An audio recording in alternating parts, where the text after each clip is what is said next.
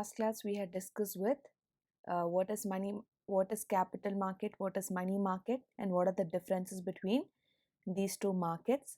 So today let's discuss about the classification of capital market. We all know that capital market is divided or classified into two different markets. One is primary market, and the second one is another one is secondary market. And we know primary market we normally call it as a new issue market, and secondary market is mostly stock exchange, correct? Now let's look at primary market for today. What is primary market? It is an important part of capital market which deals with new issue of securities. So the moment primary market is told, what is that one word you need to remember is new issue. Okay, this is the concept you need to remember, new issue of securities, right? That means first time, for the very first time, the company is going public. Now it can be a well established company or a new startup. Okay, either it can be any of these two areas where companies have started and they want to borrow capital from the public, right? They're in need of funds and they raise that funds through public issue. So that position where people or where company borrow from the public is called as initial public offering. Have you heard of that? Company is going for IPO. That's the first time when company goes public. Until then, what is the company called? It is called as a private limited company, right? The company is raised through internal source or through a bank loan, etc. But the moment company borrows money from the public, it becomes IPO, initial public offering. In 2 markers they might ask you expand IPO.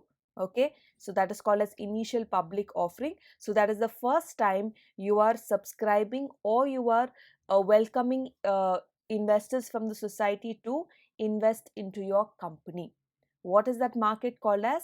Primary market. Okay, so without primary market there can be no secondary market. Unless and until the company first time issues the shares, there cannot be trading of shares. So every public limited company, that means it has shares that have been subscribed by the public. Is that clear? What is the concept of primary market?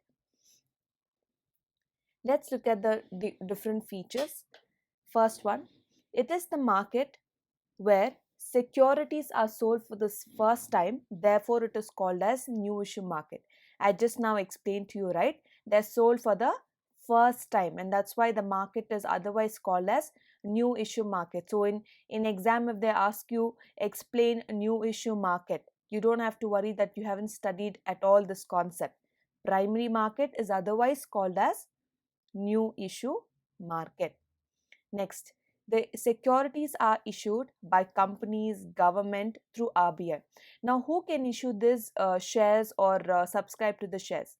Companies, corporates who have been registered under the Companies Act of 2013, right? They can issue, or even the government companies. Okay, how can the government issue shares? It is through RBI. Any undertaking, any money related aspect of the government, who takes care? Reserve Bank of India. That's why it is called as banker to the government. You remember under the chapter of come Reserve Bank of India, functions of Reserve Bank, we studied this. It is bankers bank and it is also banker to the government. So anytime government has to lend funds to the public or take funds from the public, RBI is going to take care of all the formalities. So even in this, that is the issue of shares, companies can issue, and even government companies or institutions can issue through RBI. Number 3, the securities are issued directly to the investors. The securities are issued directly. Now, what happens in the primary market is, now let's say Swiggy, right? Swiggy is a newly startup, right? And it has earned enough amount of, popularity, or people like using that app, and the company has gained enough, trust from the society, right? And it is growing day by day. Now, if Swiggy company has to go for IPO, right, for its share capital, it wants to borrow from the public. In that case, what happens? If you as an investor want to be a part of that share capital, the company will directly issue those shares to you. The company is not going to have a mediator to issue the shares to you, but the company directly will issue to the investors. So you know the procedure, right? I'm sure you've studied in your other standards in PUC, where the subscription, the first call, second call, final call, right? What prospectus the company has to issue. If you are an investor, you have to go through the prospects, you have to study how the company is performing, and then go ahead and purchase the shares, right? And allotment, or for as per the first call, second call, you make the payment of the share. Let's say the share price is rupees 100. In the first call you might pay 30 rupees, in the second call you may pay another 40 rupees, etc. The process is going to be completed directly with the company. There is no mediator or a third party here. It is directly with the company. So if you are interested to be a part of the share capital, you can directly approach the office of the company and fill in the formalities or the legal formalities, and then go ahead and purchase the share certificate. So you invest money and you get equity share certificate. Is that clear? So that is the meaning of issued directly to the investors. Number 4, primary market is used by companies as a primary source of funding for the purpose of setting up new ventures for expansion, etc. Now, this market is very useful or very efficient for those ventures which are absolutely new, right? Now, if I'm going to go for a bank loan, let's say I'm a startup and I go for a bank loan, let's say I require 10 lakh rupees. On what basis will company give me? Right, it's definitely a point of trust. There is absolutely no history of my company, how I performed in the past, because I'm just beginning now, right? I cannot show my balance sheet statements, etc., nothing. So it might be a little bit difficulty in approaching for a loan, but primary market would be more easy for a source of funding for new ventures. Why is it so? Because I'm not taking rupees, let's say I need rupees 10 lakh. I don't have to take rupees 10 lakh from one person, correct? Or from one institution. What is the benefit of raising capital through primary market is I'm subdividing that entire 10 lakh into smaller amount of shares. Let's say each share is priced rupees only 100. Now, when let's say all of you in this class, right, contribute 100 rupees per head, for you it might not be really a burden because you're just contributing rupees 100 per head. Or in case you might even purchase 10 shares, so that is 100 into 10,000 rupees. So, depending upon your choice, you want to purchase one share or you want to purchase 20 or 30 shares, it's up to you, right? My job is when I open or I want to raise capital through equity or through subscription of equity shares in primary market, it becomes easy for me to raise capital than that compared to any other source. So that's why it says it is used by companies as a primary source of funding. So my first option, in case I want to raise capital, what is my option? Primary market. Is that clear? In case I need to set up new ventures, or in case I want to expand my business, right? From one state to another state, I'm expanding my business, or another country. This will always be the best source for raising capital. Number 5, in India, primary market is regulated by both SEBI and RBI. Now, we have known that RBI and SEBI, we have understood in the third chapter about these both institutions very much in detail, correct? Called as regulatory institutions. SEBI regulates the stock exchange, RBI regulates the banks. Somehow, these banks, stock exchange, everything is interconnected in the economy. Therefore, even the primary market has been regulated. Now, if you are okay, let's take up Swiggy itself. Now, Swiggy wants to go for a IPO. Now, don't you think the company has to go through a lot of legal formalities and make sure that it is a completes the formalities before it issues to public? Where do you complete those formalities with? SEBI, Securities Exchange Board of India. That is where you complete all the legal formalities. You have to provide the details, prospectus, everything to SEBI, get the permission, get the license to run your business, or get the license to issue shares, etc. Right? So in India, the primary market has been regulated by both SEBI as well as RBI. Number 6, the successful functioning of primary market indicates the efficiency of financial system of our country. Definitely, if our primary market has been successful, how can I rate the success? Is that people are contributing towards the capital of a certain company, right?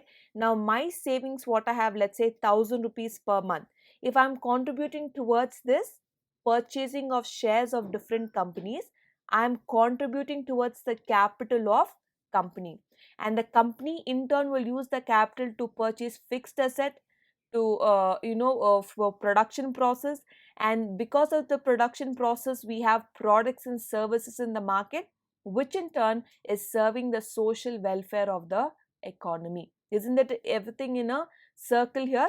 Right? I'm contributing money, that money becomes capital, capital is converted into fixed assets, or production process or manufacturing process, that comes out as products or services, which again I will be enjoying as a customer. Is that clear? So that is why it proves as a efficiency of financial system of the country. That means the money is not getting wasted in the form of savings, but if the savings is converted into investment. Please note that if you're going to save money, money won't grow. But if you invest money, money will definitely grow. If you're keeping a sum of amount in your wardrobe for the next 3 years, do you think after 3 years the money would have grown by 2 inches? Definitely not, right? The money, the value will be as it is in your wardrobe. But in case you invest it, right, in gold, mutual fund, LIC, equity shares, debenture, any avenue of your choice, definitely that money is going to multiply. Okay, so money grows not by saving, money grows by investing. So that is what it indicates, the efficiency of financial system of the country. Number 7, efficient primary market is crucial for facilitating capital formation in the country. So we are not just talking about corporate companies, we are also talking about various large scale, small scale and medium scale industries or factories or institutions, which in turn is going to help in capital formation. Only when these companies or when these factories or corporations have capital, because we have always known that finance is what? Lifeblood of the economy. If does our body run without blood? Definitely not, right? Our body is not going to be alive in case there is no blood in our body. Likewise, for an economy or for a company, if there is no finance, the company has to shut down. As simple as that, right? So we say always that finance is the lifeblood of the business or of the economy. So one such is capital formation. If there is no movement of capital, if there is no mobilization of savings across the economy in terms of investment, in terms of production process, technology, etc., then our country will really not develop. But in case the process is happening efficiently through primary market, then that will be a stepping stone for success for the development of our country or economy. Is that clear to all of you? These are the 7 different features or functions of primary market. These are the 3 different instruments traded in primary market or issued in primary market, not traded, sorry, it is issued. Equity shares, preference shares, debentures or bond. Now we very well know preference shares are the owners of the equity shareholders are the owners of the company. They have voting rights, right? And what is preference shares? The only difference between equity and preference is while getting paid dividend, preference shares will always get higher priority than the equity shares. Is that clear? Preference shareholders, I'm sure you have studied all these concepts in detail and just brushing it up. Preference shares will always get priority or preference in receiving dividend when compared to the equity shares. Now, as you go higher studies, you will be studying about the income statement. From your total income in a financial year, first thing, who do you pay? You pay your debentures. You see the last point there? Debentures. That is, what do you pay debenture holders? Interest. So from your income, what do you first pay? Interest on debenture. After paying interest on debenture, whom do you pay? Next is government. What do you pay government? Taxes, right? After interest on debenture, taxes. After taxes, the leftover income goes for all the shareholders. So even among the shareholders, because there are two different types of shares, so the first preference goes to preference shareholders. So you first pay, after paying taxes, dividend to preference shareholders, and after paying preference shareholders, whatever the leftover money is or the income is, only then finally it will reach to equity shareholders. You got my point? So this is how the income statement runs. You'll be studying it in your higher classes. So just know, for your understanding, instruments issued in primary market are equity shares, preference shares and debentures. Now equity and preference will form as a capital, debenture or bond will form as a borrowing. Okay, borrowing. If you have written in your balance sheet, under liabilities you will have first share capital, then you will have borrowings, correct? So under that borrowings you will have bank loan and also debenture, because you are borrowing money from the public on a fixed rate of interest. Is that clear to all of you?